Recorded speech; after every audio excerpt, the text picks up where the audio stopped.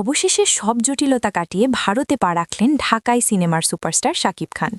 দীর্ঘদিনের ভিসা সমস্যার অবসান ঘটিয়ে শুরু হয়েছে তার অভিনীত বহুল প্রতীক্ষিত cinema Prince once upon A time in ঢাকার ভারত অংশের শুটিং। প্রযোজনা সংশ্লিষ্ট একাধিক সূত্র নিশ্চিত করেছে ইতিমধ্যে শাকিব খান সহ সিনেমাটির প্রধান অভিনয় শিল্পীরা নির্ধারিত লোকেশনে শুটিংয়ে অংশ নিয়েছেন।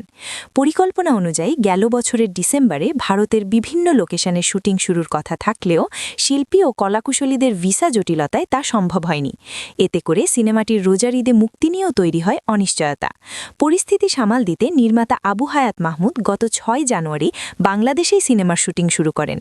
এরপর ভারতের বিকল্প হিসেবে শ্রীলঙ্কায় ধারণ করা হয় সিনেমার কিছু গুরুত্বপূর্ণ দৃশ্য। তবে নির্মাতাদের মূল পরিকল্পনায় শুরু থেকেই ছিল ভারত। গল্পের প্রয়োজনে নির্দিষ্ট লোকেশন, সেট ডিজাইন ও কারিগরি প্রস্তুতি আগেই চূড়ান্ত করা ছিল সেখানে।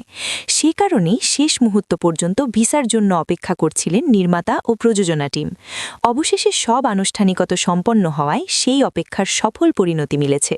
ভারতে শুটিং শুরু হওয়ায় স্বস্তির নিঃশ্বাস ফেলেছে পুরো ইউনিট। শাকিব খানের উপস্থিতিতে সিনেমাটির কাজ এখন নতুন গতি পেয়েছে বলে মনে করছেন সংশ্লিষ্টরা। সবকিছু পরিকল্পনা অনুযায়ী এগোলে নির্ধারিত সময়েই ঈদের বড় পর্দায় মুক্তি পাবে Prince once upon a time in Dhaka, এমনটাই প্রত্যাশা দর্শক ও নির্মাতাদের।